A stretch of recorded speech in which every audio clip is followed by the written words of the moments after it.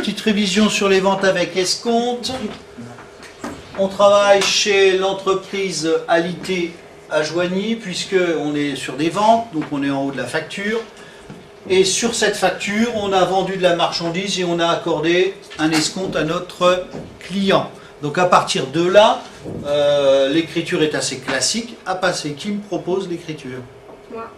Vas-y, Sarah. 411, 2812,99 au débit.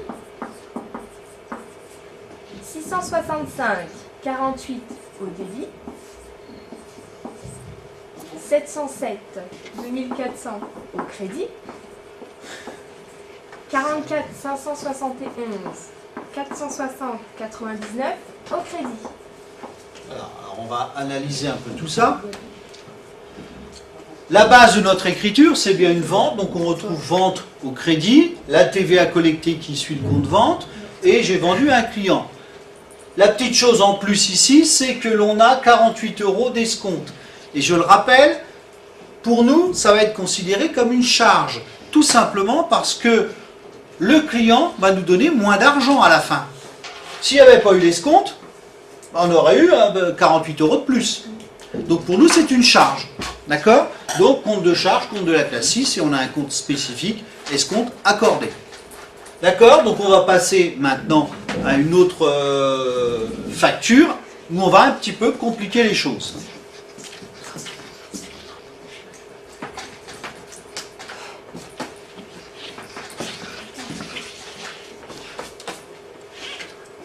Cette facture, donc.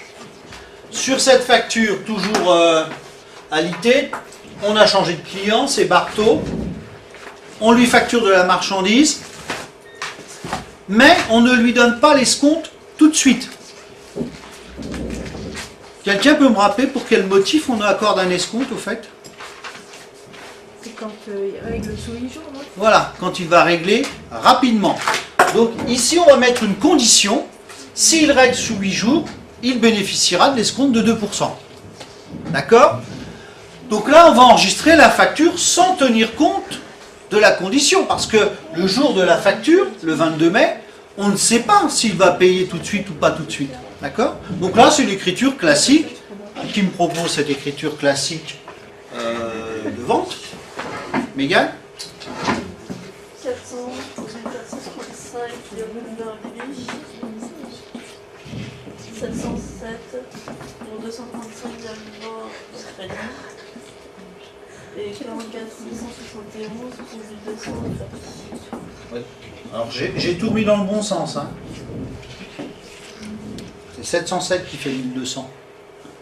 Tu me l'as donné dans le sens inverse. D'accord? Donc là, classique. Et ça va être au moment où on va recevoir le chèque, où on va constater si cette personne s'est accordé l'escompte quelque part. On va voir le chèque.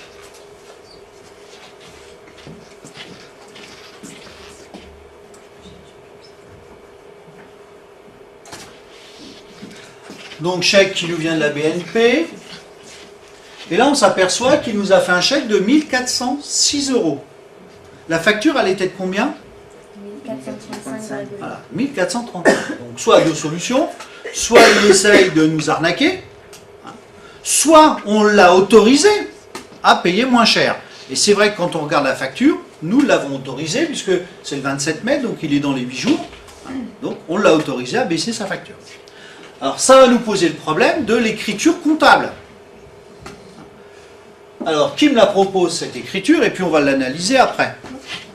Alors, 512, 1406,50 au débit. 665, 24 au débit.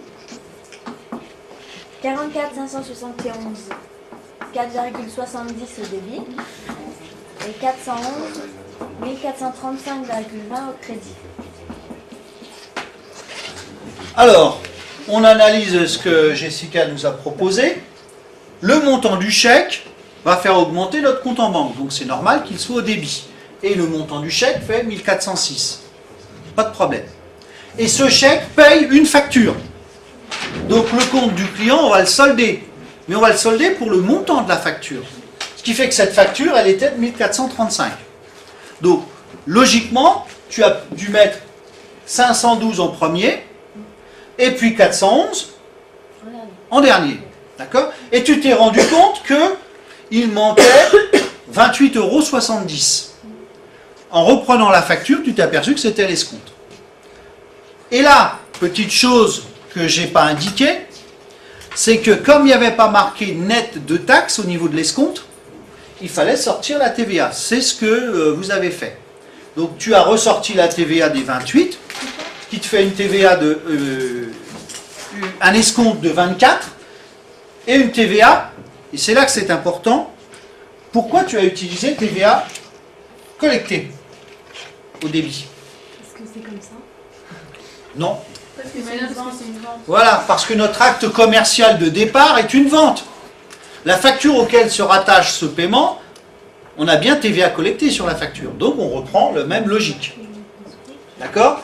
Pensez à une chose, s'il y avait marqué net de taxes, accordé un escompte de 2% net de taxes, qu'est-ce qu'on aurait fait s'il n'y avait que net de taxes dans l'écriture? Voilà. On l'aurait mis, 6 net de taxes, Monsieur, s'il y a on aurait marqué- fait TTC dans le 665. S'il y a marqué net de taxe, S'il y a marqué net de taxes, dans 665, tu aurais eu 28,70. C'est-à-dire qu'on ne s'occupe pas de la TVA dans ce cas-là. Mais comme il n'y a pas marqué net de taxes dans l'exemple qu'on a pris, ben, il a fallu ressortir la TVA et utiliser 4,70, donc TVA collectée. Donc ça aussi, le jour de l'examen, faites attention à ça. Vérifiez bien s'il y a cette formulation, s'il y a marqué net de taxes ou pas net de taxes. Des questions?